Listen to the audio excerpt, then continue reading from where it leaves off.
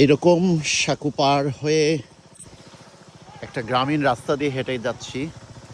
এসেছিলাম হামামে, আর এটা হচ্ছে শাহ আলমের বাড়ি। এই বাড়িতে আমরা খাওয়া দাওয়া শেষ করলাম, আর খাওয়া দাওয়া শেষ করে এইরকম একটা সুন্দর গ্রামীণ একটা পরিবেশ। ধান কাটা শেষ হয়ে গেছে, আর মেঠো পথ দিয়ে হাঁটছি আমরা আমাদের সাইকেল এই জায়গায়।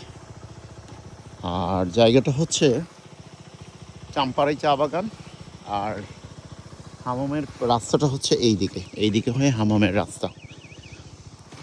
চমৎকার একটা জায়গা। প্রায় সন্ধেবেলা, পরন্ত বিকেল, আমাদের যাত্রা শুরু বাড়ির দিকে। শাহ আলম ভাই আজকে ট্যুরমেট ছিলেন, আর ওই যে মাহবুব ভাই আসছে আর ফরজান স্যার ওই দেখা যাচ্ছে।